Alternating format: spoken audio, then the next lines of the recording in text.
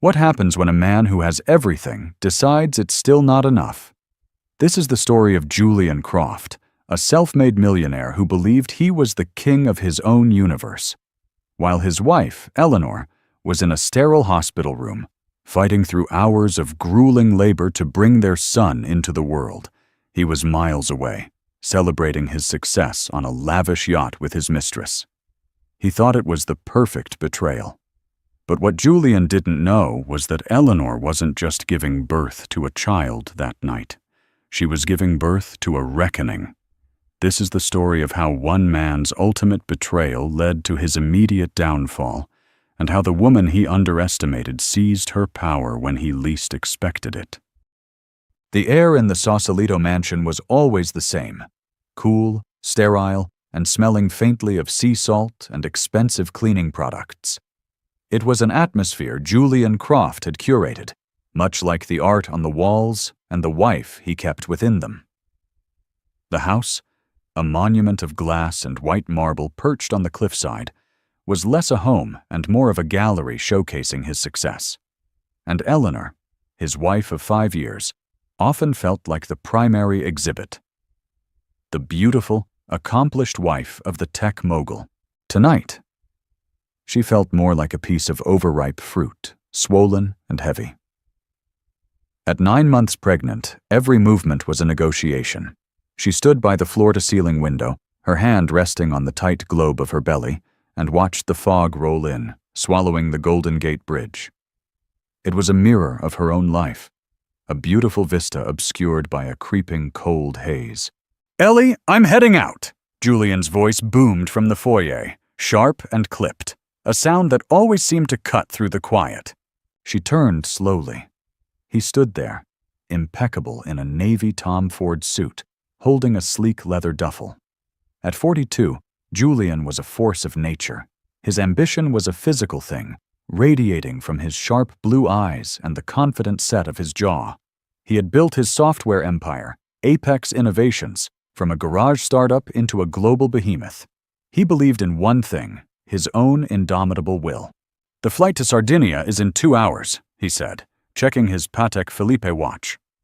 "The final investor meeting for the Helios project. It's unavoidable." It was always unavoidable. The meetings, the trips, the calls that pulled him away at all hours. Eleanor had once admired his drive. Now she just saw the void it left behind. "Of course," she said, her voice softer than she intended. "Just be safe."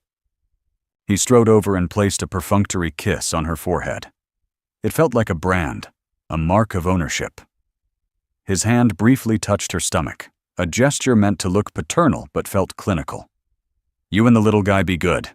Don't decide to make an appearance until I'm back on Sunday. I want to be there to cut the cord, you know." She knew. He wanted the photo op.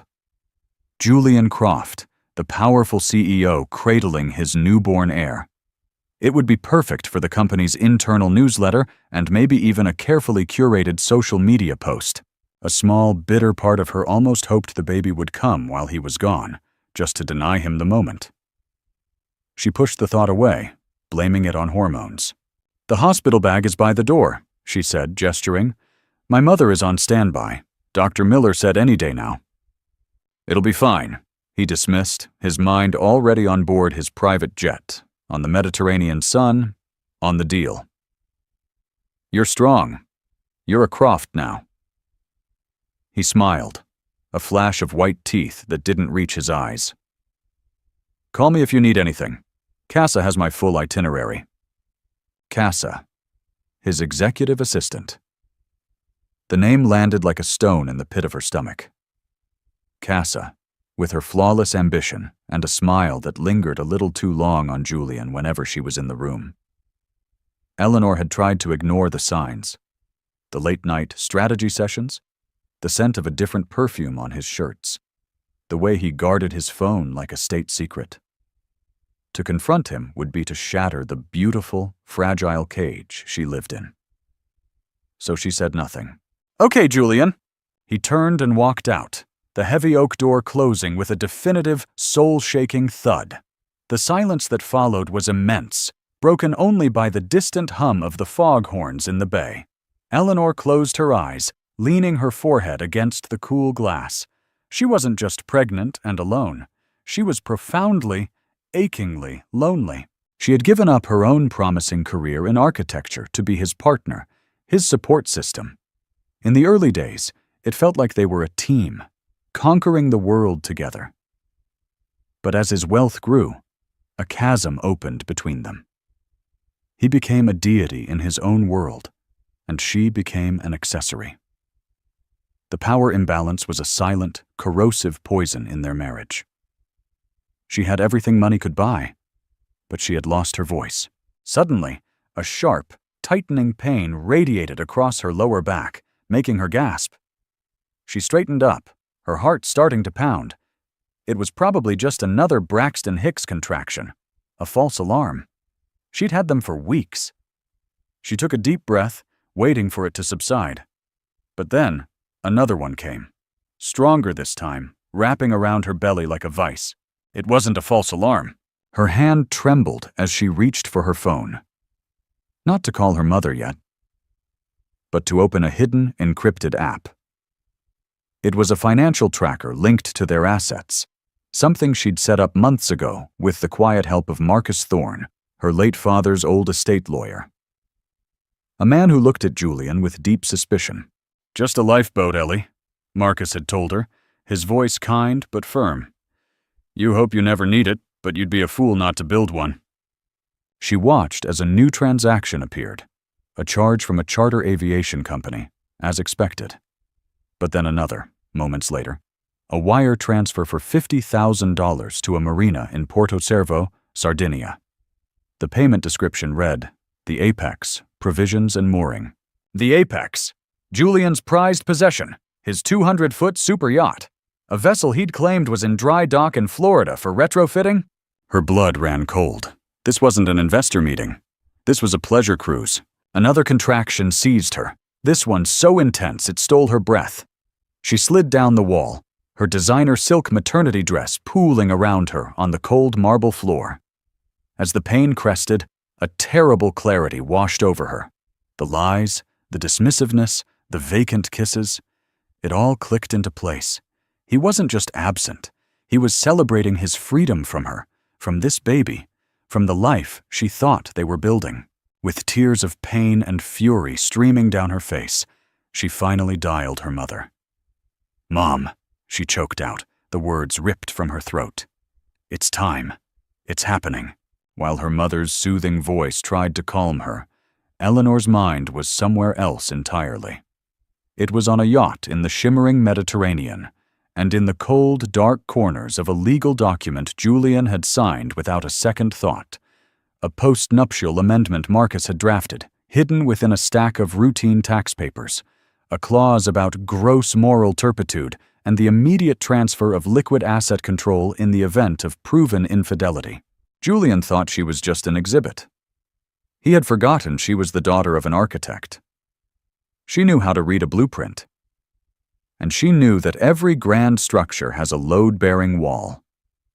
One critical point, that if removed, brings the whole thing crashing down. That night, as she was being wheeled into the delivery room, she wasn't just preparing to give birth.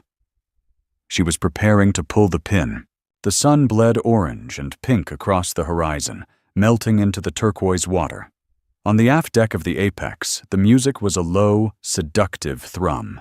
Champagne flutes clinked, and laughter floated on the warm breeze. Julian Croft, dressed in a crisp white linen shirt and shorts, stood at the railing, a proprietary arm around Cass's waist. She was stunning in a sliver of a bikini, her tanned skin glowing, her dark hair catching the last rays of sunlight. "To the Helios Project," he toasted, raising his glass to a small circle of his inner sanctum, sycophantic VPs and their equally glossy partners. The dawn of a new era for Apex. They all cheered. No one here knew or cared that the Helios Project was merely the code name for this secret vacation. It was a celebration of his latest triumph, securing a hostile takeover of a rival firm. It was brutal, clinical, and had made him another $100 million richer. He felt invincible, a modern-day god surveying his domain. "You're amazing, Julian," Casa whispered, her lips close to his ear. "You just take what you want." "It's the only way to live," he murmured back, pulling her closer. The scent of her, sunscreen and expensive perfume, was intoxicating. She was everything Eleanor was not: uncomplicated, adoring, and unburdened by the tedious realities of life. Here, on this yacht, he was free. Free from the oppressive quiet of the Sausalito mansion. Free from the impending responsibility of fatherhood. A concept that felt more like a corporate merger than a life event. He'd call Eleanor later, feign disappointment about the bad connection, and promise to be on the first flight home if anything happened. The lie was so easy, so practiced, it didn't even register as a transgression. It was simply logistics. His phone, resting on a nearby table, buzzed. He ignored it. It buzzed again, insistent. With a sigh of irritation, he detached himself from Casa and picked it up. A string of texts from Eleanor's mother. "Eleanor's in labor. Contractions are 5 mins apart. We're at the hospital. Marin General. Julian, where are you? She's asking for you." A flicker of something, annoyance, guilt, stirred in him. He quickly composed a reply. "Just got out of a marathon session. My God, stuck on the tarmac, terrible storm. Tell her I love her and I'm trying to get back ASAP." He put the phone down, his jaw tight. The timing was inconvenient, but it didn't have to ruin his night. He would deal with it tomorrow. He'd buy a ridiculously expensive push present, a diamond bracelet or another car, and the brief flicker of her disappointment would be smoothed over. It always was. "Everything okay?" Casa asked, her hand tracing a line down his chest. "Just business," he said, forcing a smile. "Where were we?" Marin General Hospital, California. The world had shrunk to the 4 white walls of the delivery room. The only light was the cold, clinical glow of the medical equipment. The only sound was the rhythmic beeping of the fetal heart monitor, a frantic, steady drumbeat that Eleanor clung to like a lifeline. Pain was a living entity. It came in waves, a relentless tide that pulled her under, held her in its crushing grip, and then receded just long enough for her to gasp for air before the next one hit. Her mother, Helen, was by her side, her face a mask of worried encouragement, wiping sweat from her brow with a cool cloth. "You're doing so well, sweetie," Helen whispered. "Just breathe. Breathe for the baby." But Eleanor's breaths were ragged, torn from her. In the haze of agony, Julian's absence was a physical presence in the room, a cold specter mocking her. She imagined him laughing, sipping champagne, completely oblivious to this primal, violent, beautiful act of creation. The betrayal was a pain sharper than any contraction. It fueled her. "The baby. His heart rate is dropping a little with the contractions," the nurse said calmly, adjusting a strap on Eleanor's belly. "We need you to push now, Eleanor. On the next one. You need to give it everything you have." Everything she had. For years, she had given everything she had to Julian. Her dreams, her energy, her loyalty. And he had taken it all and given it to someone else. No more, she thought.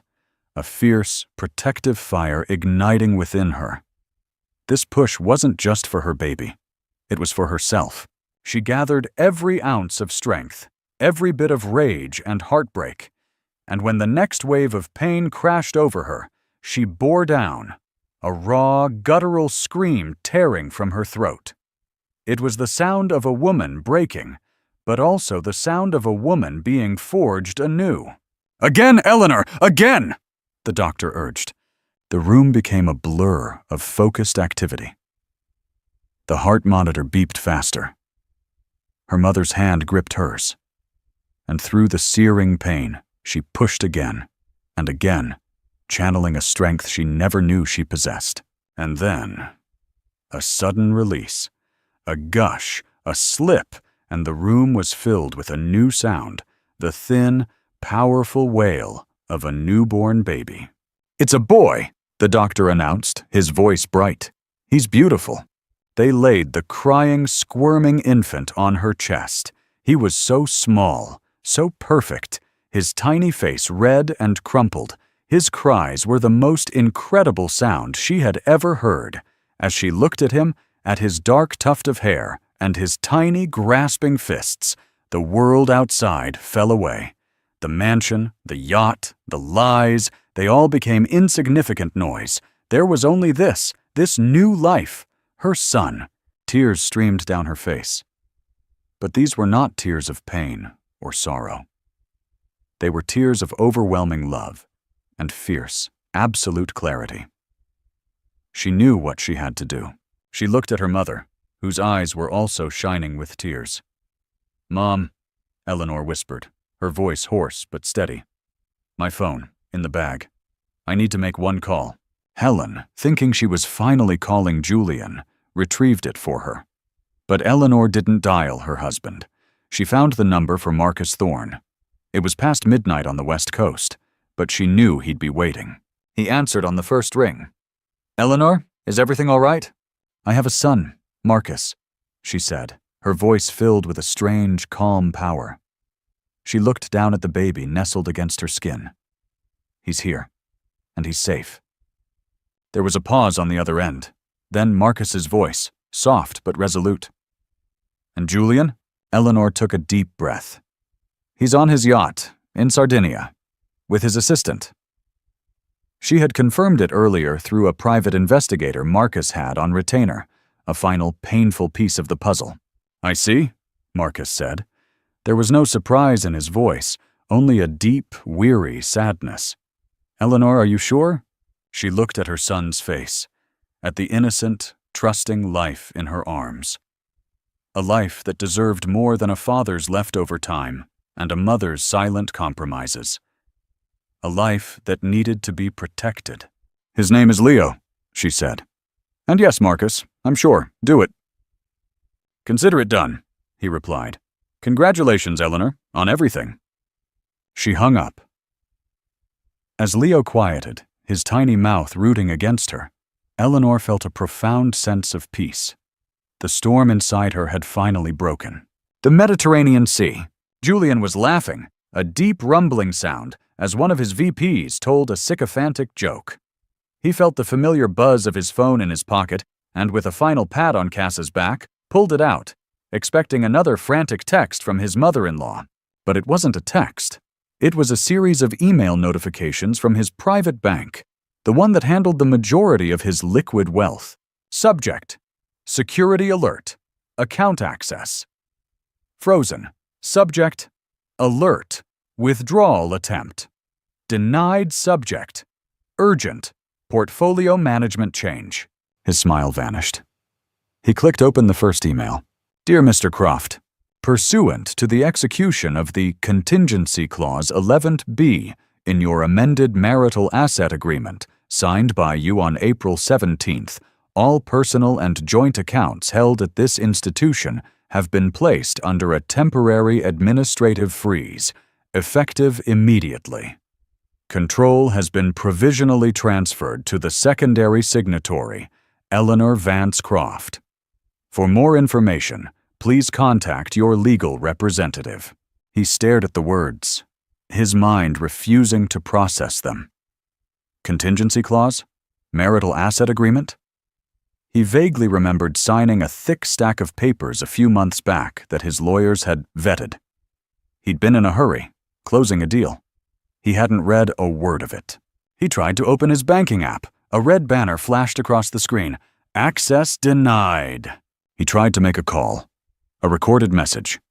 "Your account has insufficient funds to complete this call." His personal cell service was tied to a corporate account, an account that was now frozen. Panic, cold and sharp, pierced through the champagne haze. He looked around the deck of the yacht, the laughing guests, the flowing champagne, the glittering lights of the Sardinian coast. And it all seemed like a movie set, fake and flimsy. This boat, these people, this entire night was paid for by money he could no longer access. He was adrift in the middle of the sea, on a floating monument to his own success, and he was suddenly, terrifyingly, powerless. The king had been dethroned, and he didn't even hear it coming. Casa came up behind him, wrapping her arms around his chest. "Come back to the party, Julian. What's so important?" He looked from her face. Beautiful, shallow, and utterly useless to him now. To the dark, endless water. For the first time in his life, Julian Croft had no idea what to do next. The night he chose his mistress over his wife was the night he lost everything. The first stage of Julian's fall was denial. It manifested as a cold, simmering rage. "What do you mean you can't get through to them?" He snarled into the Yacht satellite phone, the one line of communication he still had. He was pacing the bridge of the apex like a caged animal. The party downstairs had fizzled out under the chilling weight of his fury.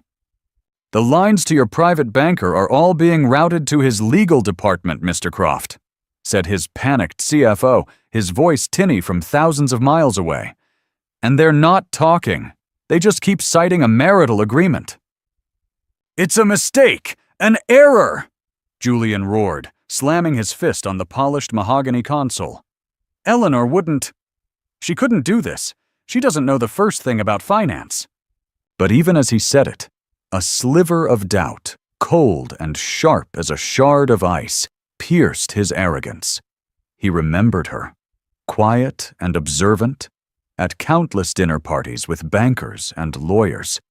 He had mistaken her silence for ignorance. Had she been listening? Learning. The second stage was frantic, desperate action. He ordered the captain to head back to the nearest private airfield. He tried to charter a jet, only to have the transaction declined. The $50,000 he'd wired for the yacht's provisions was the last successful expenditure he had made. The crew was now looking at him with a new expression. Suspicion. He was no longer the magnanimous billionaire host. He was a potential liability. Casa tried to be supportive, offering him another glass of champagne. He looked at her as if seeing her for the first time. A beautiful, expensive distraction, who was now part of the problem. "Get out," he snapped, his voice dangerously low. "Just leave me alone." She recoiled, her face a mixture of shock and hurt, and scurried from the bridge.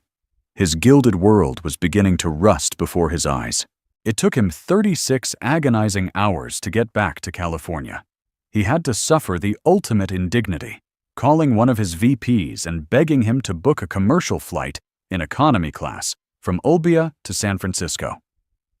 He, Julian Croft, was crammed into a middle seat, surrounded by crying babies and the smell of microwaved food, a fallen god forced to walk among mortals.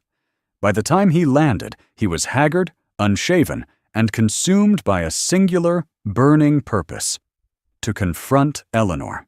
While Julian was descending into his personal hell, Eleanor was in a quiet haven. The sterile, lonely atmosphere of the Marin General Maternity Ward had transformed. Room 312 was filled with flowers, sunlight, and the soft cooing of baby Leo.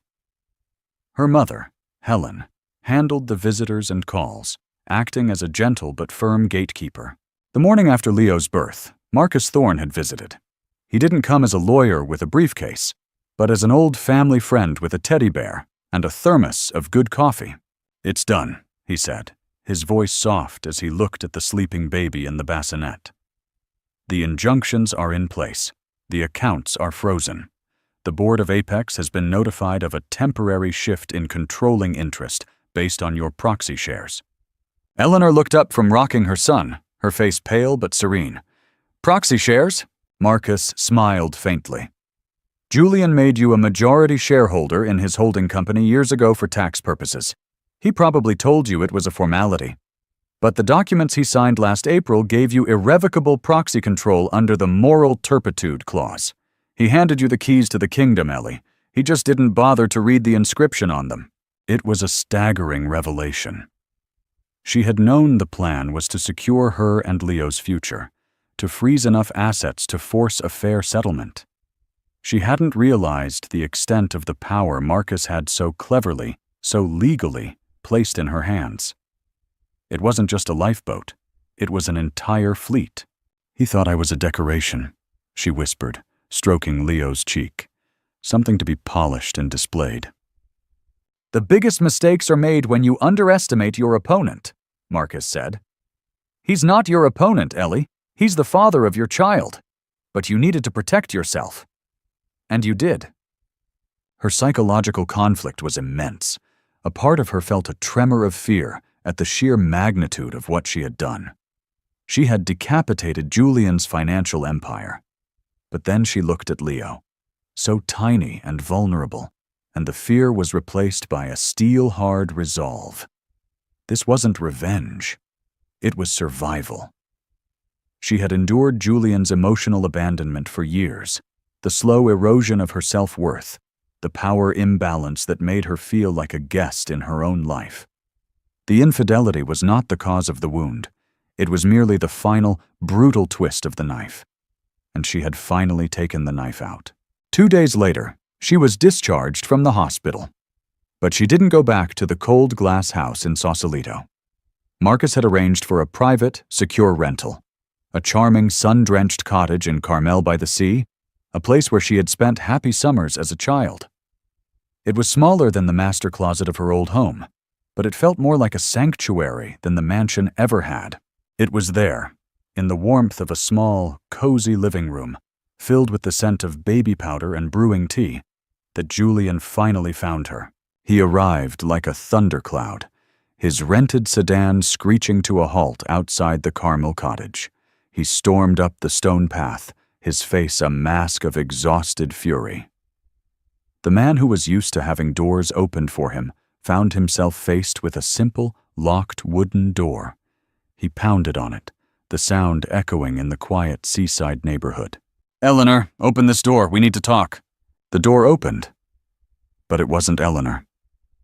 It was her mother, Helen, her expression as hard and unyielding as the coastal granite. "She's feeding the baby, Julian. You can either lower your voice or you can leave," Helen said, her tone leaving no room for argument. Julian's anger faltered for a second, thrown off by this unexpected guardian. He pushed past her into the small foyer. "Where is she?" The cottage was the antithesis of their Sausalito home. It was filled with warm woods, soft fabrics, and framed photos of Eleanor as a child. It smelled of life, not polish. And there, in a comfortable armchair by a window overlooking a small, wild garden, sat Eleanor. She was cradling a bundle of blankets to her chest, from which a tiny, dark-haired head peeked out. She looked up at him. There was no fear in her eyes, no panic. Just a deep, weary calm that he found more unsettling than any screaming match. "Hello, Julian," she said, her voice even. The sight of her, so placid and in control, with his son in her arms, shattered his remaining composure. "What have you done?" he demanded, his voice a low growl. "This is insane, Eleanor. You've frozen everything. My company, my life's work. For what? A little fit of pique because I missed the birth? I told you, there was a storm." Eleanor gently adjusted the blanket around Leo, not breaking her gaze. "There was no storm in Sardinia, Julian. It was 75 degrees and sunny. I checked." The lie died on his lips, exposed and pathetic. "This isn't about you missing the birth," she continued, her voice gaining a quiet strength. "This is about the years of being missed. The anniversaries you forgot. The dinners I ate alone. The 1,000 tiny ways you made me feel invisible. This is about you taking your mistress on our yacht, the Apex, a boat you told me was in dry dock, to celebrate a deal while I was bringing our son into the world. You didn't just miss the birth, Julian. You chose to be somewhere else. With someone else." He was momentarily stunned into silence. She knew. She knew everything. "Casa means nothing," he stammered, the words sounding hollow even to him. "It was a mistake, a stupid lapse in judgment." "Was it a lapse in judgment when you bought her the Cartier watch last Christmas, Julian? Or the apartment in the city?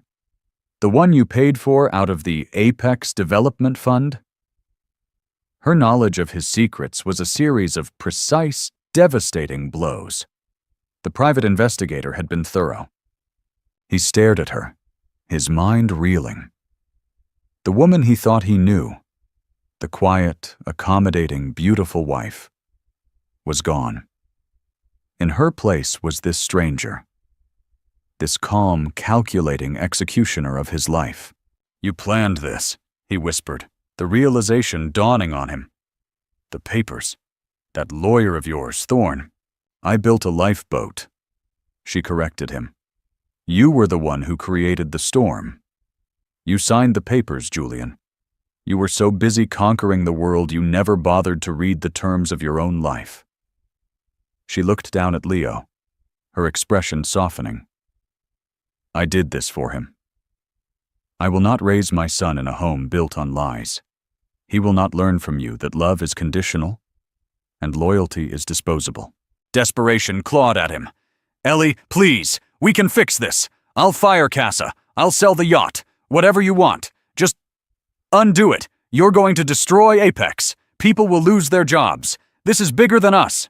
It was his last-ditch effort, an appeal to the greater good, a tactic he'd used in boardrooms to crush his opponents. But it held no power here. "You think this is about the money?" She finally looked at him with a flash of the fire he'd seen on their first date, the fire he had slowly, systematically extinguished. "Oh, Julian, you still don't get it. The money is just the cage I unlocked. It was never the prize. I have my son, I have my self-respect back. That's all the wealth I need." She stood up, carefully, and walked towards the nursery, leaving him standing alone in the middle of the living room. "You need to leave now. My mother will have Marcus contact your lawyer to discuss visitation. It will be supervised at first. You will have to earn the right to be a father to my son." He was dismissed. Just like that. The CEO of a billion-dollar company, a man who could summon world leaders with a phone call, was being told to leave a tiny beach cottage by the woman he had betrayed. The power imbalance had not just been corrected, it had been inverted with breathtaking speed. He stumbled out into the afternoon sun, dazed and hollowed out. The world he had built, the identity he had forged in steel and code and money, had been a house of cards, and the woman he had so carelessly discarded had just blown it all down. As he sat in his cheap rental car, the engine silent, he was hit by a wave of something he hadn't felt since he was a broke teenager starting out in a garage. Absolute, terrifying fear.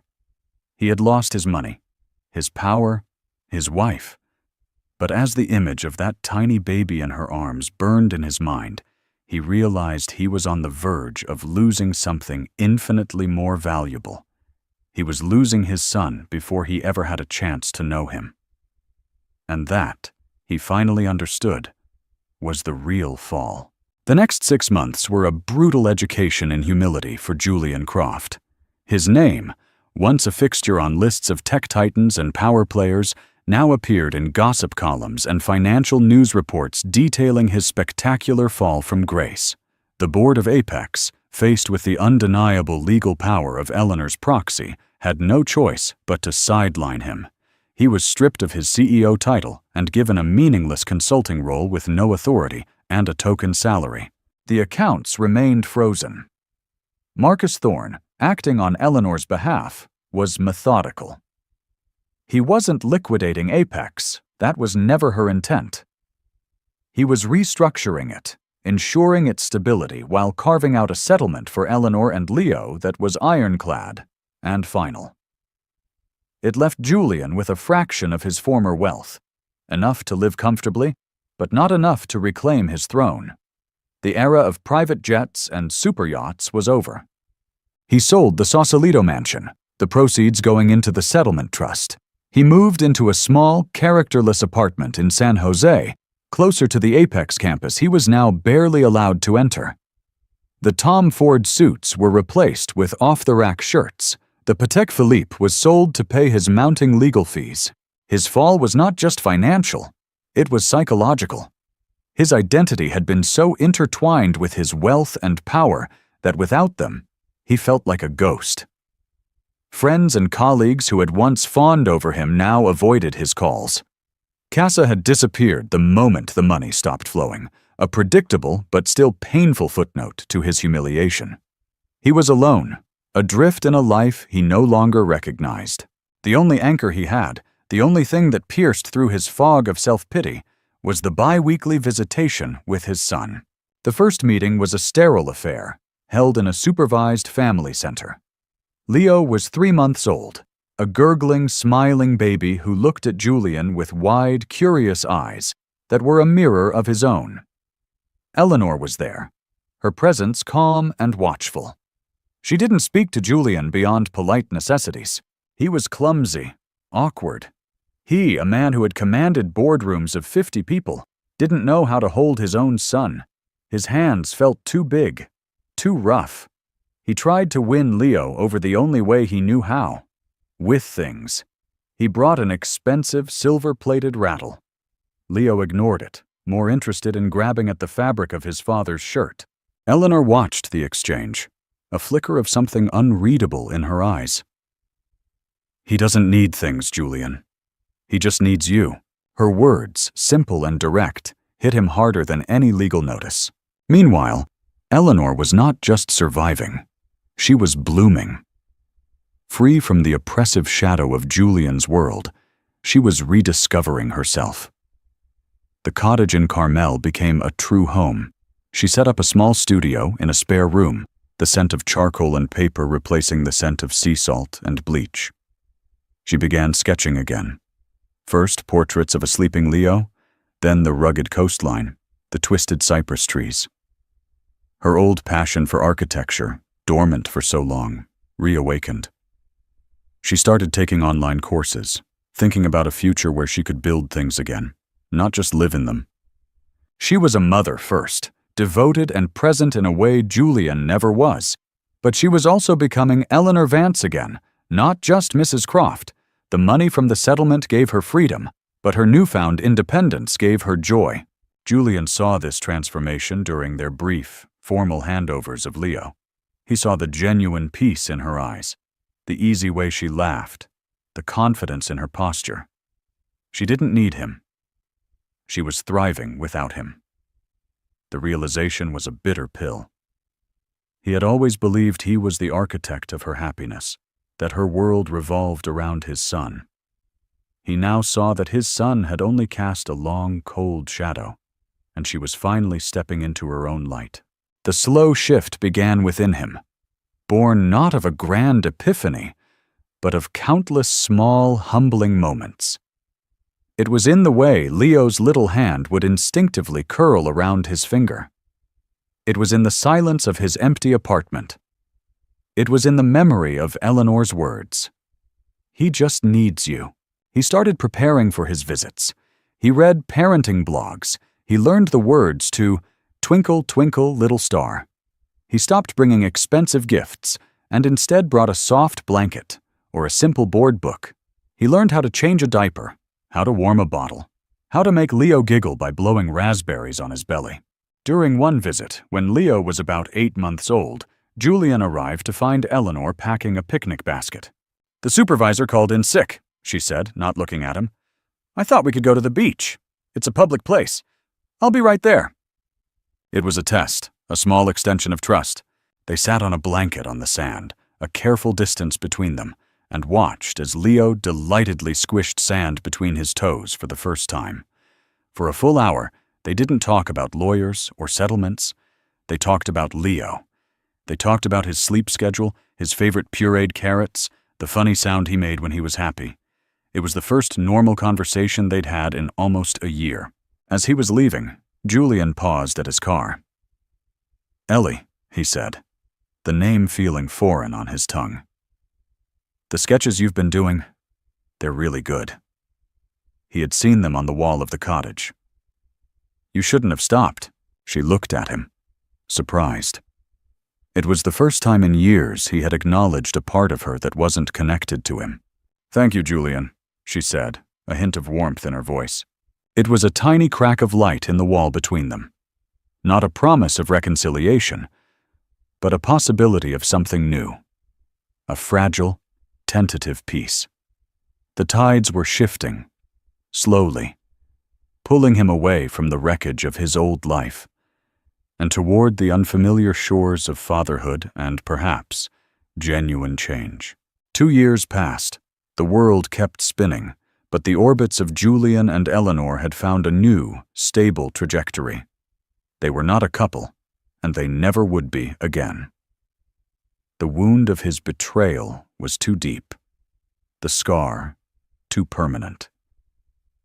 But they had become something more complex, and in its own way, more remarkable. They were partners in parenting. Julian's transformation was quiet but profound. He had left the toxic environment of Apex behind, taking a modest severance package. With a small business loan, something he had to apply for and justify like any normal person, he started a new company. It wasn't a flashy software giant. It was a small firm that developed educational apps for children with learning disabilities. It was meaningful work, born from the hours he'd spent trying to find ways to connect with and teach his own son. The company was small, often stressful, and didn't make him a millionaire. But for the first time, his work brought him a sense of purpose, not just profit. His apartment was still modest, but it was no longer empty. It was filled with Leo's toys, finger paintings taped to the fridge, and a small, slightly lopsided wooden rocking horse he had spent a month building in a community workshop. Eleanor, now officially Eleanor Vance, had completed her master's in architecture. She had a burgeoning career, specializing in sustainable, family-focused home design. Her work was celebrated for its warmth, its light, and its intuitive understanding of how a family lives and breathes within a space. She had found her voice, and it was being expressed in wood, glass, and stone. The supervised visitations had long since ended. Julian now had Leo every other weekend, and one night, during the week, he never missed a pickup. He was there for scraped knees, bedtime stories, and preschool recitals. He wasn't the fun Disneyland dad. He was just dad, a consistent, reliable, and loving presence in his son's life. On Leo's 3rd birthday, Julian drove to the cottage in Carmel. It was a sunny Saturday, and Eleanor was setting up for a small party in the garden for Leo and his preschool friends. Julian wasn't just dropping off a gift. He had been invited to stay. He carried in the rocking horse, its wood sanded smooth and smelling of linseed oil. Leo's eyes went wide. He ran over, his little hands patting the horse's curved head. "For me?" he asked, looking up at Julian. "All for you, buddy," Julian said, his heart swelling. Eleanor came out onto the porch, a tray of cupcakes in her hands. She smiled, a genuine, unguarded smile. "You made that? It's beautiful, Julian." "I had some help," he admitted. "The instructor at the workshop is a patient man." They stood in comfortable silence for a moment, watching their son try to climb onto his new toy. The air between them was no longer charged with anger or pain. It was filled with a shared love for the little boy who was the center of their universe. "I saw the article in Architectural Digest," Julian said. "The feature on your beach house design. It was incredible, Ellie. You're building legacies." "And you're building tools to help kids learn," she replied. "Looks like we both finally figured out what we want to build." Later, as the party was winding down and the other parents were collecting their sugar-fueled children, Julian found Eleanor by the garden gate, looking out at the sunset. "Thank you for inviting me today," he said. "He wanted his dad here," she said simply. "And so did I." She turned to face him, her expression thoughtful. "You know, for the longest time, I hated you. I hated you with everything I had. It was a fire that kept me warm in the beginning." Julian winced, but nodded. He deserved it. "But I'm not cold anymore," she continued. "And I see the man you are now. I see the father you are to Leo. And I'm grateful for that. The man on that yacht, he couldn't have been this father. So, in a strange, painful way, maybe the storm had to happen for the sun to come out. It wasn't forgiveness. Not completely. It was acceptance. It was an acknowledgement of his redemption, not for her sake, but for his own and for their sons. He hadn't won her back. That was never the prize. The prize was the man he had become in the process of losing everything he thought he wanted. He looked at his son, asleep in his car seat, clutching a small piece of birthday cake. He looked at Eleanor, strong and radiant in her own life. And he looked at his own hands, no longer adorned with a flashy watch, but calloused from woodworking. He had lost his empire, but found his soul. The bank had frozen his accounts that night, but in doing so, Eleanor had unfrozen his heart. It was a debt he could never repay, and a gift he would spend the rest of his life honoring. From the heights of arrogant luxury to the humbling depths of despair, Julian and Eleanor's story is a powerful reminder that our lowest moments can often be the catalysts for our greatest growth.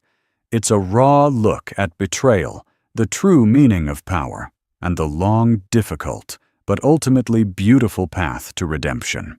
It shows us that true wealth isn't measured in bank accounts or possessions, but in self-respect, purpose, and the love we give to others. Julian didn't get a fairy tale ending where he won the girl back. He got something far more real and valuable, a second chance to be a good man. If their journey from heartbreak to healing resonated with you, please take a moment to like this video and share it with someone who loves a powerful story of life's dramatic twists. And don't forget to subscribe to our channel for more true-to-life fiction that explores the depths of the human heart. What did you think of Eleanor's decision? Let us know in the comments below. The night was a living, breathing storm. Rain hammering the streets, thunder rolling like a war drum in the sky. A single flash of lightning tore open the darkness, revealing the hospital's glowing red emergency sign, smeared by the downpour. Inside, chaos erupted around a pale, unconscious woman on a gurney, her hands clutched over a swollen belly, fighting for 2 lives at once. But outside, just beyond the glass doors, a black BMW cut through the rain, vanishing into the night. And in its passenger seat sat not the husband's grief, but her sister's shadow. No one inside knew it yet. But that car carried a secret. And by sunrise, blood, betrayal, and a missing body would turn this night into something no one could ever forget. Minutes earlier, the ER had been quiet. Now it was chaos. The smell of antiseptic mixed with the metallic tang of fear. Nurses shouted vitals. A doctor called for an immediate ultrasound. The baby's heartbeat flickered across the monitor. Fast, too fast. Outside, the sound of tires screeching cut through the storm. A black BMW peeled away from the curb, its headlights carving through the rain. Behind the wheel was Jason Whitmore, Claire's husband. In the passenger seat sat Sabrina Moore, Claire's older sister. Inside the ER, a nurse asked, "Where's the husband?" But Claire couldn't answer. Her world had gone dark the moment Jason walked out that hospital door. Jason and Claire's marriage had once looked perfect from the outside. He was a charismatic finance manager with a sharp suit and a smile that could disarm anyone. Claire had been a school counselor, known for her kindness and warmth. Together they seemed like the couple people rooted for. But behind closed doors, things were different. Jason's charm came with a short fuse and a growing restlessness. Money was tight, though he refused to cut back on his luxuries. And then there was Sabrina, older by 2 years, bolder, the kind of woman who took what she wanted without apology. Claire had ignored the warning signs for months. The hushed phone calls, the sudden business trips, the way Jason's eyes lingered on her sister just a little too long at family gatherings. She told herself it was her imagination. That was before tonight. Hours earlier, Claire had started feeling dizzy while making dinner. She brushed it off at first. Pregnancy came with discomforts. But when the sharp cramps hit and she collapsed in the kitchen, Jason had been home. His reaction wasn't panic. It was annoyance. "I told you to take it easy," he muttered, grabbing his phone. Claire had begged him to take her to the hospital. He did, but the drive was silent, tense. At the ER drop-off, he didn't even park. He pulled up to the entrance, let her struggle out with the help of a nurse, and said, "I'll find parking." She never saw him again. Now, while she fought for her life under blinding hospital lights, Jason's BMW was racing away from the city. The wipers couldn't keep up with the rain, but neither he nor Sabrina seemed to care. "What if someone saw us leave together?" Sabrina asked, her voice low. Jason smirked. "They're too busy with her. Besides, she'll be fine. She always bounces back." Sabrina glanced at him. "And if she doesn't?" Jason's hands tightened on the wheel. "Then that solves a lot of problems." Back at the hospital, Dr. Patel was explaining to a nurse that Claire's blood pressure was dangerously low. "We need to stabilize her before we lose both," she said. Claire drifted in and out of consciousness, flashes of memory blurring together. Jason's cold eyes in the car, Sabrina's smirk at the last Thanksgiving dinner, the baby kicking inside her like it was trying to warn her. Claire's parents arrived, their faces pale with shock. "Where is Jason?" her mother demanded. No one had an answer. Meanwhile, Jason and Sabrina pulled off the main highway, heading toward a secluded back road lined with pine trees. The rain turned the dirt path into slick mud. The BMW's tires slipped, but Jason kept going. Sabrina laughed, the sound sharp in the enclosed space. "You're really not going back, are you?" Jason's jaw clenched. "I've had enough of her. I can't breathe in that house, and with the baby coming, forget it. This is our chance to start over." Sabrina leaned back, satisfied. "So where are we going?" Jason hesitated. "Somewhere no one will find us tonight." The truth was, Jason wasn't just running from his wife. He was running from debt. His credit cards were maxed, his job hanging by a thread. Sabrina wasn't exactly a safe harbor, but she had one thing Claire didn't: access to a small inheritance. Back in the ER, Claire's condition worsened. Machines beeped frantically. The doctor ordered an emergency procedure. Her mother held her hand, whispering, "Stay with me, baby. You're stronger than this." Out in the storm, Jason's BMW hit a sharp bend. He swerved to avoid a fallen branch, the tires skidding. Sabrina grabbed the dashboard. "Jason!" The car fishtailed, the back end swinging toward the edge of a steep drop. Jason fought the wheel, his heart pounding. The headlights caught a flash of something, metal, twisted and rusted. A guardrail, broken. The BMW slammed into it with a sickening crunch. The front end crumpled, the airbags exploded, and everything went black. Hours later, a county sheriff's cruiser rolled up to the scene. The rain had stopped, but the night was heavy with the smell of wet earth and gasoline. Deputy Harris stepped out, shining his flashlight on the wreck. The BMW was there. Doors open, airbags deployed. But the seats were empty. No Jason, no Sabrina, no footprints leading the way.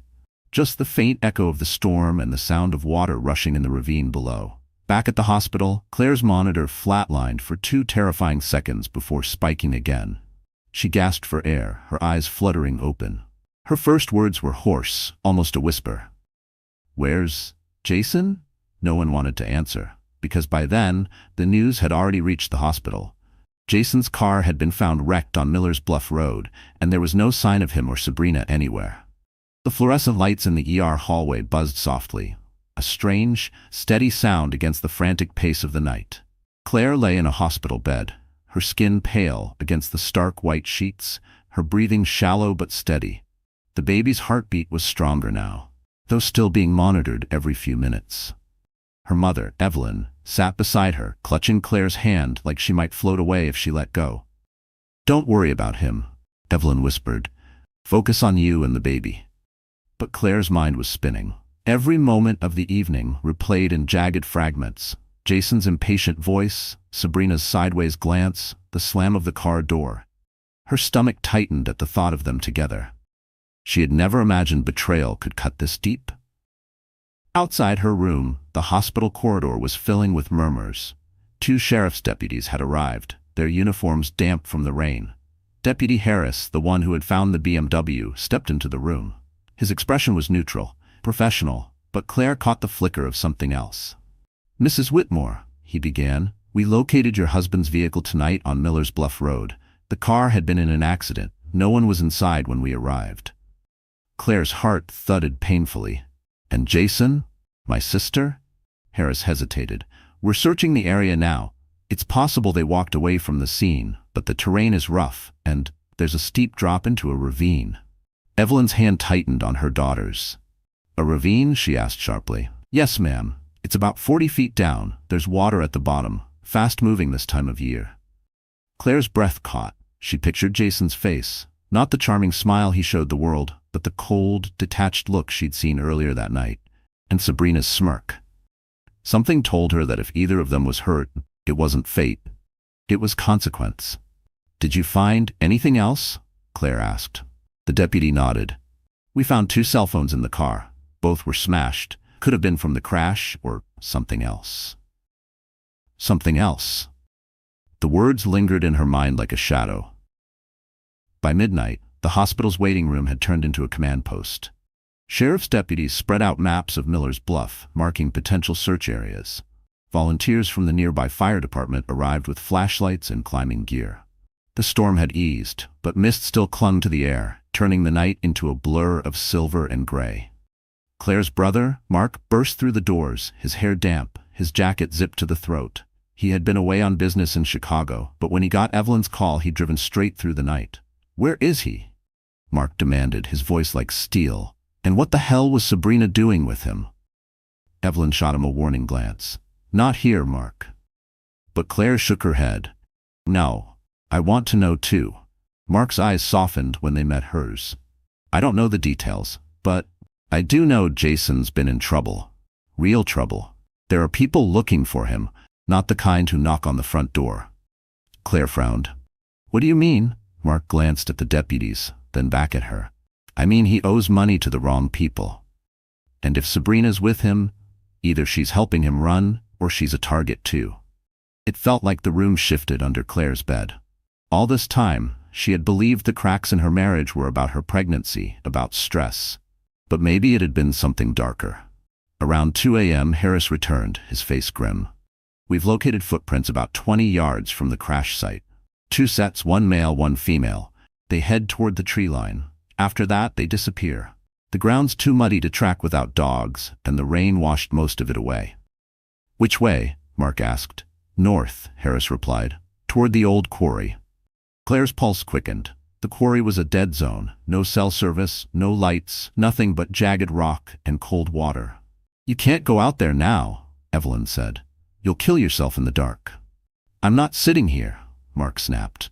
"They left her here to die. I'm not waiting for the sun to come up." Claire tried to sit up, wincing as pain radiated through her lower back. "Mark, don't do something stupid." Her brother softened again, leaning over to kiss her forehead. "Rest. I'll find them." The deputies followed Mark out into the night, their flashlights bobbing in the darkness. Alone again with her mother, Claire felt a slow burn rise in her chest. It wasn't just anger, it was clarity. Jason hadn't been her partner in a long time. Tonight had proved that whatever they had was over. She looked at Evelyn. "If they find him, and he's alive, I don't want him near me or the baby, ever again." Evelyn nodded, her eyes glistening. "We'll make sure of that." But fate wasn't done with Claire. At 3:15 a.m., the ER doors slid open and 2 paramedics rushed in with a stretcher. Claire caught only a glimpse: mud-streaked clothing, a limp arm, a hand she knew as well as her own. Jason. His face was pale, lips tinged blue, water dripping from his hair. He was alive. The gurney rolled past her room, but Claire's heart froze. Because the paramedic was shouting, "We need a crash cart. She's not breathing." It wasn't Jason they were trying to save. Claire struggled out of bed, her IV tugging painfully. Evelyn tried to hold her back, but she gripped the doorframe, staring down the hall. On the stretcher behind Jason was Sabrina. Her skin was ashen, her eyes half open, her hair matted with river weeds. Jason's eyes met Claire's for the first time that night. There was no apology in them, only something darker, something that made her stomach twist. The ER doors slammed shut behind them, leaving Claire in the hallway, her pulse thundering in her ears. Because in that split second, she realized Jason hadn't brought Sabrina to the hospital to save her. He had brought her back to finish what the river hadn't. The sun was just starting to stain the horizon a faint pink when the hospital quiet shifted into a low hum of activity. Overnight, patients were waking, nurses changed shifts, and somewhere in the ICU wing, a monitor beeped steadily over Sabrina Moore's bed. Claire hadn't slept. She sat in a wheelchair near her room window, her gown loose around her shoulders, one hand resting on her stomach as if to shield her unborn child from the toxic air Jason carried with him. Her mind replayed the moment she'd seen them. Jason dripping with river water, Sabrina limp beside him, and the look in his eyes. It hadn't been fear for Sabrina. It had been calculation. Mark returned around 6 a.m., his hair damp from the mist outside. "They've got deputies guarding the ICU," he said quietly. "Sabrina's in critical condition. They're saying she inhaled a lot of water before they pulled her out." "And Jason?" Claire asked without looking at him.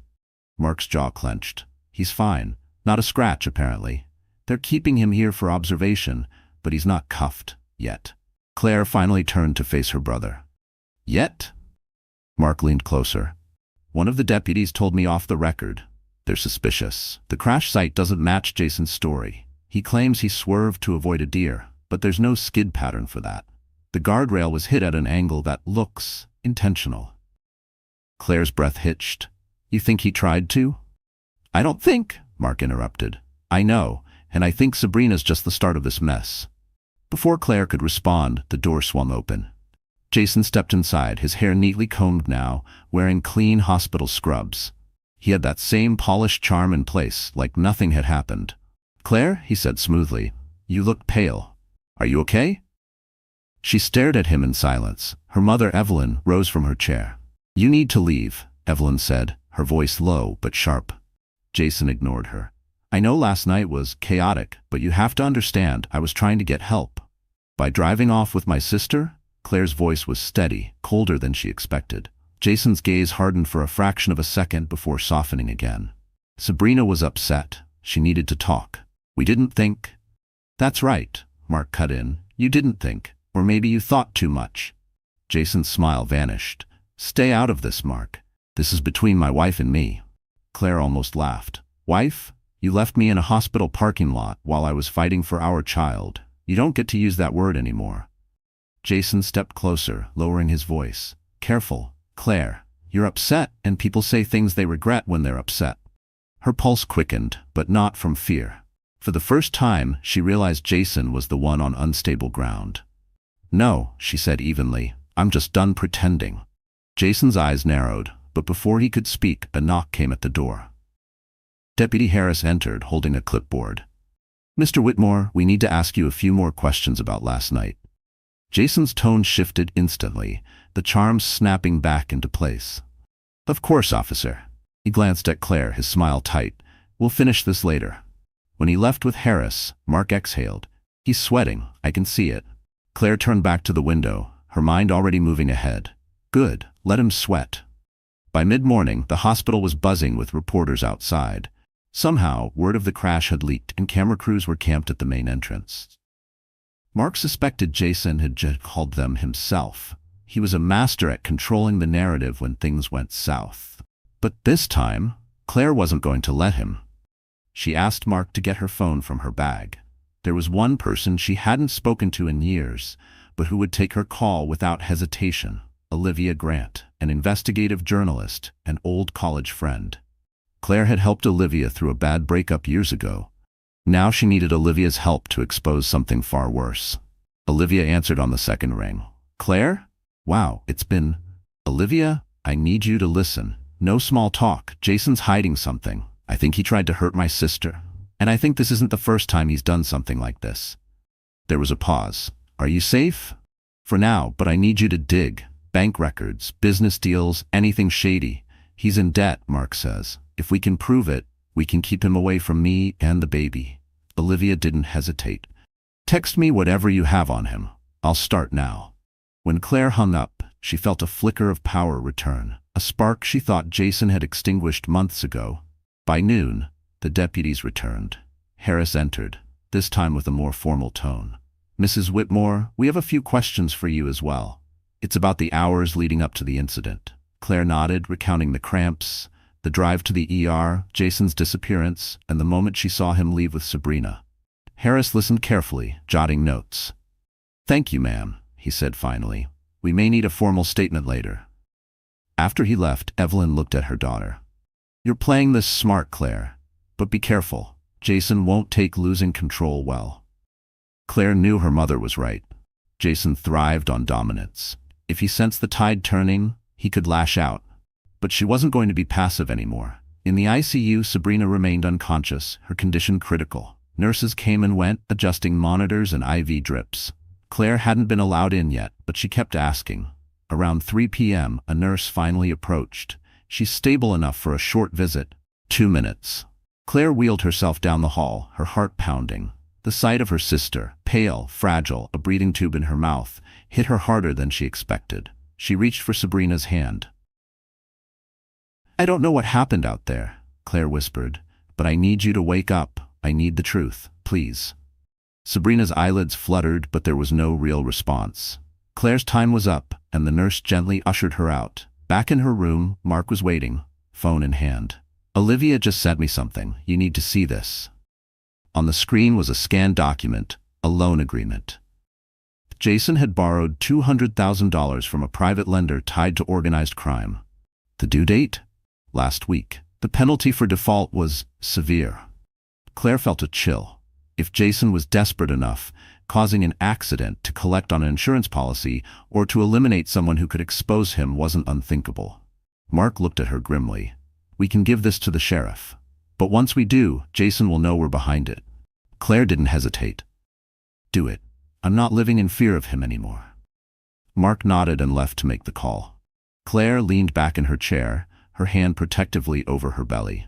She could feel the baby's steady kicks, reminding her of what was at stake. The room was quiet for a few minutes, until the door creaked open again. Claire looked up, expecting her mother or a nurse. It wasn't. Jason stood there, alone, his expression unreadable. He closed the door behind him with a soft click. "We need to talk," he said. "Because if you keep digging into my business, Claire, you and that baby won't make it out of this hospital." The air in the hospital room felt suddenly colder. Jason stood just inside the doorway, the pale morning light from the hallway framing him like a shadow. Claire's heartbeat pounded in her ears, but she kept her gaze steady. "You're threatening me now?" she asked, her voice calm but edged with steel. Jason stepped closer, his hands tucked into the pockets of his hospital scrubs. "I'm giving you a warning. You have no idea who you're dealing with." "I think I do," she replied. "You're a man drowning in debt, dragging everyone down with you, including my sister." His jaw tightened. Sabrina knew what she was getting into. "She's lying in the ICU," Claire snapped. "She can't even breathe on her own." Jason's expression didn't waver. "Accidents happen, but if you keep poking around, if you go to the cops with anything, you'll regret it." Claire felt the baby kick, a sharp reminder of what she had to protect. But she also knew she couldn't back down. "Get out, Jason. We're done." He leaned in, his voice low enough that only she could hear. "You think you're safe in here? Hospitals are full of mistakes. Wrong meds, machines unplugged, all it takes is one." Her stomach twisted, but she forced herself not to flinch. "You're not scaring me anymore." Jason's eyes darkened, but before he could reply, the door opened. Deputy Harris stepped in, holding a manila envelope. "Mr. Whitmore, we need you to come with us." Jason straightened. "On what grounds?" "We have more questions about the accident," Harris said, "and we have new information from a witness." Jason's smirk faltered a fraction of a second before he masked it. "I'll be back, Claire." As Harris escorted him out, Claire's breath came in shaky bursts. Evelyn, who had been hovering outside the room, stepped in. "What did he say to you?" "Nothing I didn't already know," Claire lied. She didn't want to burden her mother with the threat. Not yet. Minutes later, Mark returned, looking grim. Olivia's digging turned up more. "Jason's debt isn't just money. He's been laundering funds through shell companies. If the cops trace it, he's done." "Then let's make sure they trace it," Claire said. Mark's eyebrows rose. "You want to go on the offensive?" "Yes. He's already trying to intimidate me. If I sit back, he'll think I'm weak." Mark nodded slowly. "All right, but we have to be smart. We'll need proof. Bank statements, emails, anything tying him to those companies." Claire thought for a moment. Jason's laptop. He keeps it locked in his office at home. The password is his favorite golf course. "That's risky," Mark warned. "Not as risky as letting him walk away with everything," she said. By late afternoon, Mark was on his way to Jason's office. Claire stayed in the hospital, pretending to rest while her mind raced. She checked her phone for updates from Olivia. Nothing yet. The waiting was torture. At 5 p.m., the ICU nurse stopped by. "Sabrina's vitals are improving. She may wake up soon." Relief washed over Claire, but it was tangled with anxiety. What would Sabrina say when she woke up? Would she protect Jason or finally tell the truth? Around 6:15, Claire's phone buzzed. It was Mark. "I'm in. Got the laptop. Sending files to Olivia now." Her pulse quickened. "Anything good?" "Oh yeah," Mark said. "It's worse than we thought. Offshore accounts, wire transfers to names tied to loan sharks. And Claire, there's a file on you."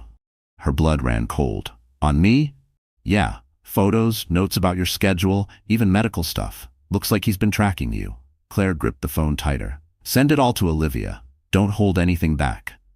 Mark promised he would, but before they hung up, he added, "Be careful tonight. If Jason gets out, he's going to know we were in his files." She didn't have to wait long to see if that prediction came true.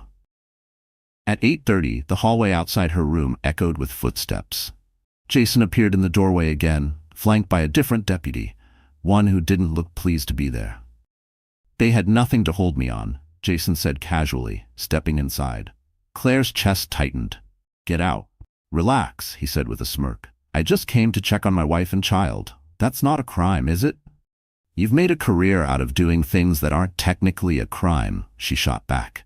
Jason chuckled, but there was no warmth in it. "You've been busy today. I'd tell you to be careful, but I think it's too late for that." She didn't respond. Instead, she pressed the nurse call button. When the nurse arrived, Jason took the hint and left. The moment he was gone, Claire called Olivia.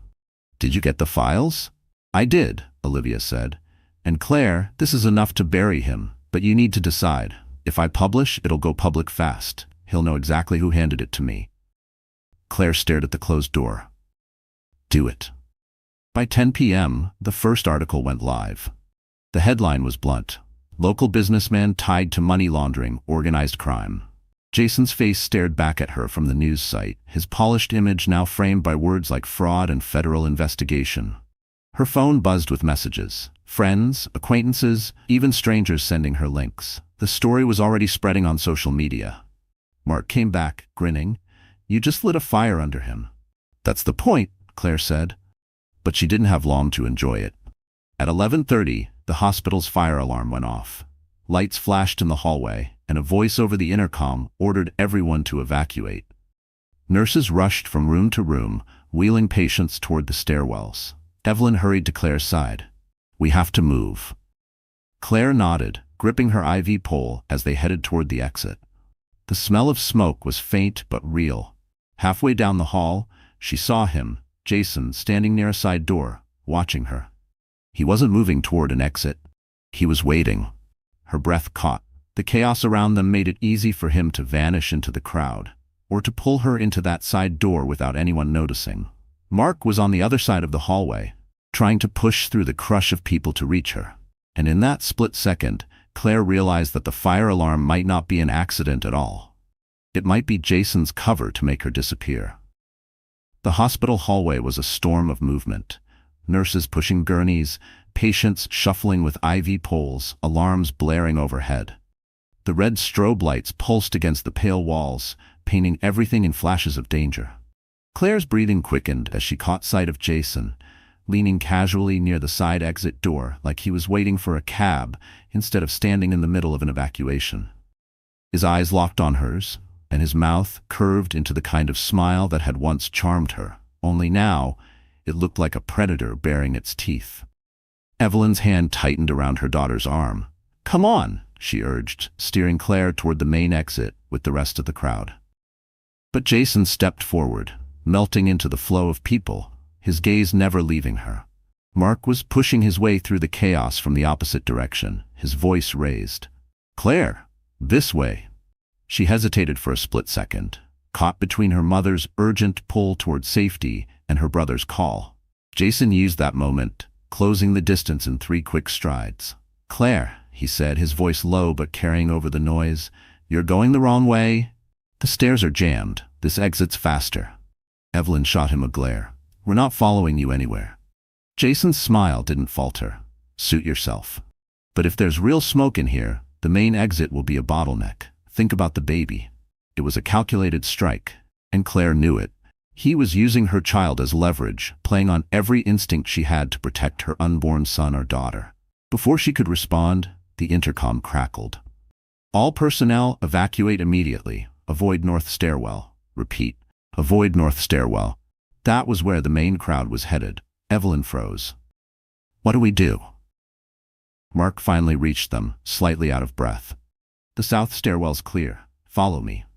Jason's eyes flicked to Mark, his expression darkening. Funny, you suddenly care about their safety. Mark ignored him and turned to Claire. We don't have time for his games. They moved, sticking close together as they followed the signs toward the south stairs. Jason trailed them, never more than a few steps behind. The air smelled faintly of smoke now, and Claire's heart pounded faster. Halfway down the hallway, a nurse hurried past, shouting that the ICU was sealed due to smoke near the oxygen tanks. Claire's stomach twisted. Sabrina was still in there. We have to make sure she's okay, she said instinctively. Evelyn shook her head. Claire, no, you can't.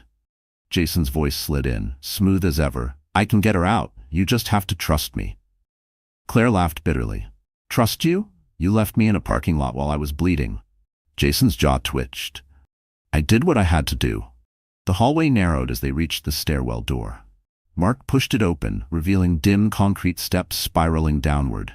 The sound of shouts and hurried footsteps echoed from below. Go, Mark urged. Evelyn went first, gripping the handrail. Claire followed, her IV pole rattling against the metal steps. Mark came next, glancing over his shoulder, only to see Jason slip in right behind him. By the third landing, the smoke was thicker, stinging Claire's eyes. She coughed, her chest tightening. Almost there, Mark called. 2 more floors. That was when the lights flickered and went out, plunging them into darkness, broken only by the emergency strips along the floor. In the dim glow, Jason's silhouette loomed closer. Careful, Claire, he said softly. These stairs are slippery. Mark stopped and turned. Back off, Jason. Jason chuckled. What, you think you can play hero? You've always been jealous. Jealous? Mark barked out a short laugh. Of a con artist? You've built your whole life on lies. The tension between them crackled like static, but Claire's legs were trembling too much to intervene. She focused on the baby, on keeping her balance. At the ground floor, they emerged into another hallway, this one eerily quiet. The smoke smell was stronger here. Exit signs glowed faintly, pointing toward double glass doors at the far end. They moved quickly, but as they neared the doors, a shadow stepped into their path. It was a hospital security guard, except his uniform didn't match the ones Claire had seen before. His badge was blank. Wrong way, he said flatly. This area's restricted. Mark frowned. Restricted? It's an exit. The man's eyes flicked to Jason, and something passed between them, silent but unmistakable. Claire's gut tightened. Mark, Jason's voice cut her off. It's fine, he's with me. That was all Claire needed to hear. She grabbed Evelyn's arm and whispered, Back, now. Mark caught on instantly. Go, he barked, shoving open a side door that led into another corridor. They sprinted, Claire as fast as her condition allowed, while behind them Jason's voice rose in anger. You can't run forever, Claire. They turned corner after corner, the building's layout twisting into a maze. Finally, they burst into the main lobby, where fire crews were directing people outside. The blast of cold night air hit Claire's face like a blessing. They made it to the curb, where ambulances idled with their back doors open. A firefighter approached. You folks okay? We're fine, Mark said quickly. But there's a man in there, Jason Whitmore. He might be trying to use the evacuation to get to someone. Can you alert the police? The firefighter nodded and relayed the message over his radio. Claire was helped into an ambulance for warmth while they waited for the all clear. Her pulse was still racing, but for the first time in hours, she felt like they had put some distance between themselves and Jason. But the reprieve was short-lived. An EMT leaned into the ambulance. Ma'am, we've got a problem. Your sister Sabrina, she's missing. Her bed's empty. Claire's blood ran cold. What? She couldn't have just gotten up. She was unconscious. That's why it's a problem, the EMT said grimly. She didn't leave on her own. Evelyn gasped. You think Jason? Mark cursed under his breath. If he took her. Claire's mind spun. If Jason had Sabrina, she was either a hostage or a loose end he planned to get rid of. Her phone buzzed. Unknown number. She answered on instinct. Jason's voice came through, calm and deliberate. Looking for your sister? Then you're going to listen very carefully, Claire, because if you ever want to see her alive again, You're going to do exactly what I say." And with that, the line went dead, leaving only the sound of Claire's own ragged breathing against the cold night air. The cold night air felt sharper after Jason's voice faded from the phone. Claire stared at the dark screen, her hands trembling, not just from fear but from fury. Her sister was in no condition to move, and yet Jason had her. Evelyn's voice shook. "What did he say?" Claire swallowed hard. "He has Sabrina, and he wants me to do something for him if I ever want to see her alive again." Mark leaned in. "What something, did he say?" "No, he just said to listen carefully, and then hung up." Mark clenched his fists. "This is his leverage. He knows we've got dirt on him, and he's trying to use Sabrina to control you." Claire nodded slowly. "And it's going to work, if we let him." Before Mark could respond, Deputy Harris appeared, his uniform smudged with soot from the evacuation. "We've cleared most of the building, but we can't find your husband or your sister. We're setting up a perimeter." Claire's voice was firm. "Set it wide. He's not stupid. He's not going to stay close." Harris studied her. "If he calls again, keep him talking. We can trace the call if we're lucky." The fire alarm had been silenced now, and the hospital staff began herding evacuated patients back inside. Claire refused to go. She insisted on staying in the ambulance with Mark and Evelyn, waiting for Jason's next move. It came 20 minutes later. Her phone buzzed again. Same unknown number. She answered, putting it on speaker so Mark and Harris could hear. Jason's tone was calm, almost conversational. "Here's how this is going to work, Claire. You're going to meet me, alone. No police, no brother, no mommy holding your hand. You bring what I want, and you get your sister back." Claire kept her voice steady. "And what exactly do you want?" Jason chuckled. "All the files you stole from my laptop. Every copy. You hand them to me. I give you Sabrina. Simple." "They're not just on my laptop anymore," she said. "Not my problem," Jason replied. "You find them. You bring them. You have 2 hours." Mark jumped in. "Where?" Jason's voice turned sharp. "I said alone, Mark. If I see you or the cops, Sabrina's body will be the next thing you see." Claire's heart pounded. "Where, Jason?" There was a pause. Then, "Old Quarry, the South Overlook, midnight." The line went dead. Mark cursed under his breath. "It's a setup. He'll never give her back. He just wants to destroy the evidence." Claire looked at Harris. "Can you have someone in position before I get there?" Harris hesitated. "We could, but if he spots us, he might panic. You'd be in danger." Claire took a deep breath. "I'm already in danger. So is my sister. We do this smart, we all walk away alive." An hour later, the plan was set. Claire would go to the meeting spot with a decoy, fake files on a flash drive. The real evidence was already in Olivia's hands, scheduled to be sent to the authorities by morning. Harris arranged for a small undercover team to position themselves around the quarry. Mark would be close enough to see, but far enough to stay hidden. By 11:30 p.m., the sky was black, a thin crescent moon barely breaking through the clouds. Claire sat in the passenger seat of an unmarked car, the drive to the quarry winding through dense pine trees. Her pulse was a steady drumbeat in her ears. When they arrived, she stepped out, clutching the flash drive in her coat pocket. The wind off the quarry was cold, carrying the faint sound of rushing water from far below. Jason emerged from the shadows near the cliff's edge. He looked the same as always. Calm, calculated, but there was something in his eyes now, a flicker of desperation. "You came," he said. "I want my sister," Claire replied. "And I want my files." He held out his hand. She didn't move. "Not until I see her." Jason smiled thinly. "You don't trust me? I'm hurt." "Where is she?" Claire demanded. He tilted his head toward a pickup truck parked a few yards away. The passenger door opened, and Claire's heart lurched. Sabrina sat inside, pale and weak, her hands bound in front of her. She was alive. Jason took a step closer. "Now give me the drive." Claire slowly reached into her pocket, pulling out the flash drive. She held it out, but didn't release it. "You let her go first." Jason's smile hardened. "We both know that's not how this works." Behind him, a shadow moved, Mark creeping closer. Claire's stomach knotted. If Jason saw him, everything could go wrong. Jason extended his other hand, palm up. "Claire? Now." Her fingers loosened on the drive, but at that exact moment, Sabrina's voice cut through the wind. "Claire, don't!" Jason's head snapped toward the truck. That was all the opening Claire needed. She yanked her hand back and threw the flash drive into the darkness over the cliff. Jason cursed, spinning toward her. But before he could move, Mark lunged from the shadows. The two men collided, struggling near the cliff's edge. Sabrina was shouting now, trying to free herself. Claire ran for the truck, fumbling with the door handle. She managed to pull it open, helping Sabrina out. But then she heard it, the sound of gravel shifting underfoot. She turned just in time to see Jason shove Mark backward. Mark stumbled, teetering at the cliff's edge, arms flailing for balance. And before Claire could reach him, Jason stepped forward and shoved, sending Mark over the side into the darkness below. The sound of Mark's body disappearing into the darkness below was swallowed by the roar of rushing water from the quarry's river. For a split second, there was nothing.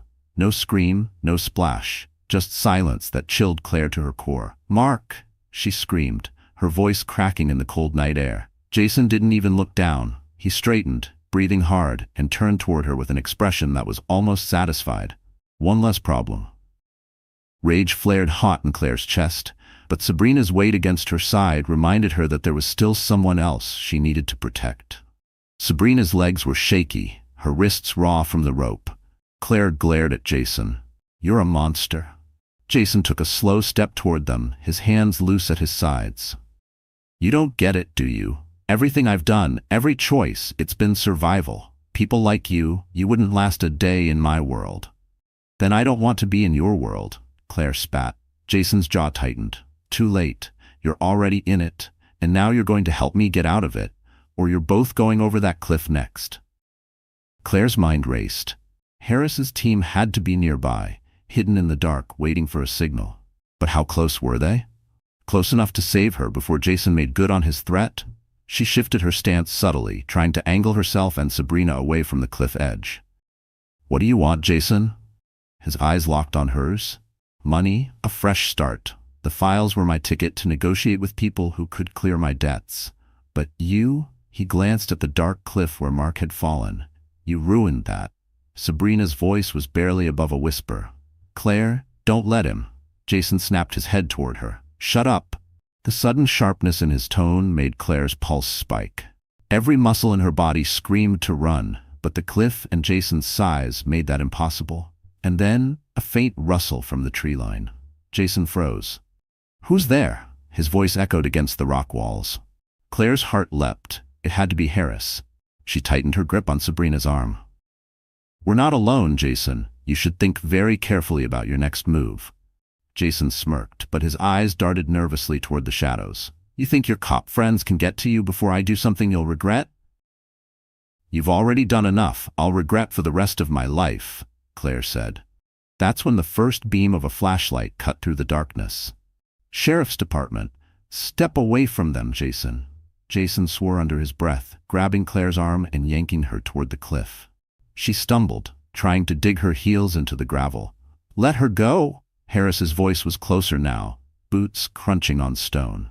Jason laughed without humor. "Take another step and she's gone." He shifted his grip, now holding Claire partially in front of him as a shield. Sabrina backed up, her breathing ragged. Claire could see her edging toward the pickup truck, but she didn't dare look directly, didn't want to draw Jason's attention to her sister's slow retreat. "Jason," Claire said evenly, "you don't have to do this. You can walk away. We can all walk away." "You think I'm that stupid?" he barked. "The second I let you go, I'm in cuffs. I'm not ending my life in a cell." Claire's mind worked fast. Jason was desperate, and desperate men made mistakes. If she could just distract him for a few more seconds? She forced her voice calm. "You said everything you've done was survival. Then survive. Drop me and run. You've still got a chance." Jason hesitated, and in that heartbeat, Sabrina acted. She grabbed the heavy metal flashlight from the truck's cab and hurled it toward him. It hit his shoulder with a dull thud. Jason grunted in pain, his grip on Claire loosening just enough for her to twist free. "Now!" Harris shouted. Two deputies surged forward from the darkness. Jason tried to bolt, but Claire shoved him backward with all the force she had. His feet slid on the loose gravel, and he stumbled dangerously close to the edge. For one terrifying second, he teetered there, arms flailing, then regained his balance. His eyes burned into hers with a look she'd never forget. "You'll pay for this, Claire," he snarled. He turned to run toward the tree line, but Harris tackled him hard, both men hitting the ground with a grunt. Deputies swarmed in, forcing Jason's hands behind his back. Claire collapsed to her knees, the adrenaline leaving her shaky. Sabrina limped over, and they clung to each other. "Mark." Claire choked out, looking toward the cliff. Harris followed her gaze. "We've got a rescue team heading down now." "We don't know if—" A shout rose from below. "We've got him. He's alive." Relief hit Claire so hard her vision blurred. She wanted to collapse completely, but she had to see Mark with her own eyes. Minutes later, rescuers appeared from the path that wound down the cliff, supporting Mark between them. He was soaked, scraped, and pale, but smiling weakly. "Guess I'd bounce," he said hoarsely. Claire hugged him carefully, feeling his shivers against her. "Don't ever do that again." Jason, still cuffed, was being led toward a waiting patrol car. He caught Claire's eye one last time. There was no remorse there, only cold calculation, like he was already thinking about his next move. Harris leaned in to Claire. "He's going to face a long list of charges, but with people like him, don't assume it's over." Claire nodded, but her focus was on her family, on keeping them safe, even if that meant the fight wasn't finished. She turned to the deputies. "I want a restraining order, and I want to know the second he makes bail." Harris promised they'd keep her updated. But as the patrol car's taillights disappeared into the night, Claire couldn't shake the feeling that Jason's parting glare had been more than anger. It had been a promise. She looked at Mark, Sabrina, and Evelyn. They were together, alive, but she knew in her gut the danger wasn't over. And hours later, long after the quarry had gone quiet, Claire's phone buzzed with a text from an unknown number. "You think you've won, but the game isn't over." Claire didn't sleep the rest of that night. Every creak of the hospital's heating system, every shadow outside the window, made her pulse spike. The text from the unknown number was burned into her mind. "You think you've won, but the game isn't over." By morning, Jason's arrest had made the front page of every local news site. Olivia had followed up her first story with another explosive article, this one detailing the evidence from Jason's laptop. Shell companies, offshore accounts, and links to known criminals. The comment section was filled with outrage and disgust. His once polished reputation was gone. But Claire, none like Jason, didn't give up easily. At 9 a.m., Harris stopped by her room. "Jason's lawyer is already filing for bail. With the charges we've got, assault, attempted murder, kidnapping, it'll be tough for him to get out, but I've seen stranger things happen. We'll keep you posted." Claire tightened her grip on her blanket. "I can't live looking over my shoulder every day. I need this to end." Mark was sitting beside her, his ribs taped, an arm in a sling. "Then we make sure he's got nowhere to run and no one to run to." Olivia called an hour later. "Claire, I've got something." One of Jason's business partners, well, ex-partners, reached out. He says Jason's been holding documents tying that partner to tax fraud. In exchange for immunity, the guy's willing to testify and hand over more evidence. It's enough to nail Jason on federal charges. Claire felt the first real spark of hope in days. "When can we get it?" "Today," Olivia said. "But we need to move fast. Word's going around in certain circles that Jason's associates are trying to destroy anything that connects back to him." Mark stood up despite his injuries. "I'll go with her." By early afternoon, Claire and Mark were in Olivia's small office downtown. The ex-partner, a nervous man in his 50s named Ronald, slid a thick envelope across the table. "Everything's in there. Wire transfers, forged contracts, even emails where Jason talks about accidents as a way to settle debts." Claire's stomach turned. "Accidents? That's what he called it when he left me bleeding in a parking lot." Olivia scanned the documents quickly. "This is gold. If the feds get this, Jason's done for decades." Claire didn't hesitate.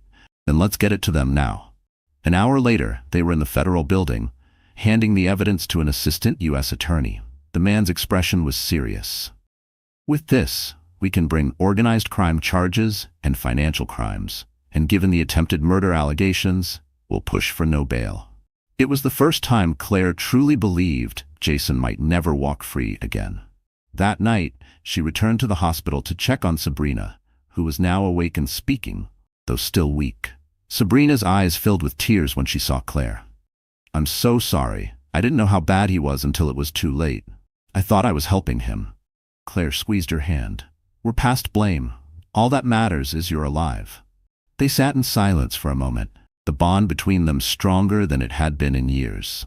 But peace didn't last long.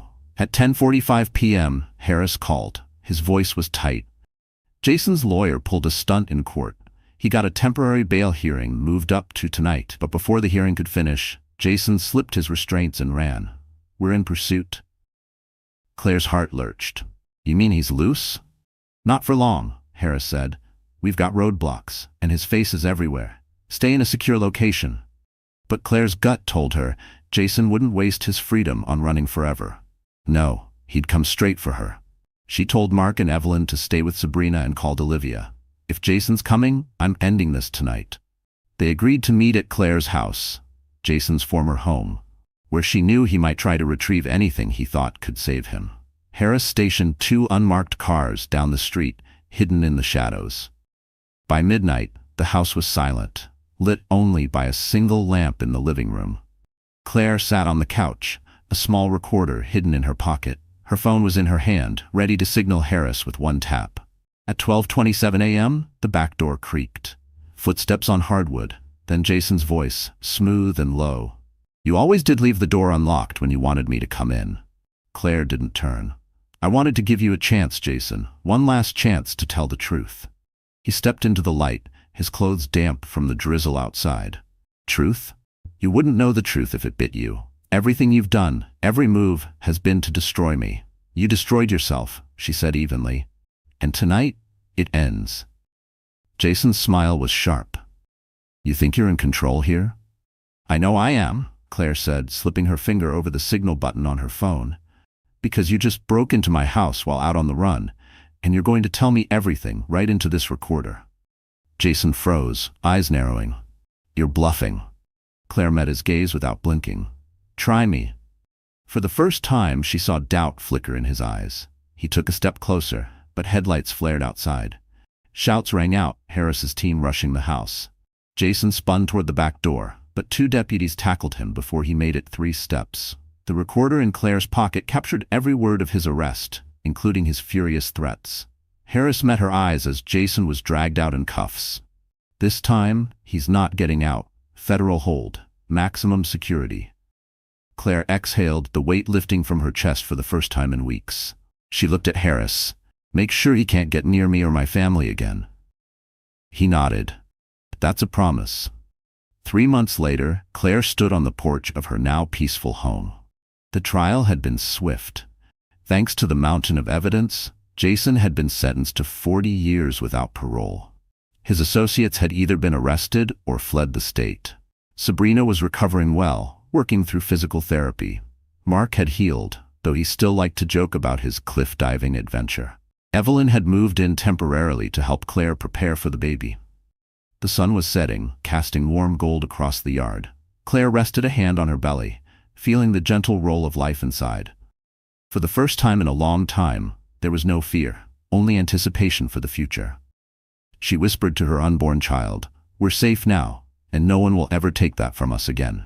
From inside the house, Sabrina's voice called, "Claire, dinner's ready." Claire smiled, stepping inside, closing the door behind her. The chapter with Jason was over, and the next one, filled with family, healing, and hope, was just beginning. So the story has come to an end, my wonderful friends. You're still here, aren't you? If you've stayed until now, something in this journey has touched your heart in its own quiet way. Like the Stoics taught, what stands in the way becomes the way. Our pain can shape our strength. If this story moved you, hit that like button, share it with someone who needs it, and subscribe so we can keep walking these roads together.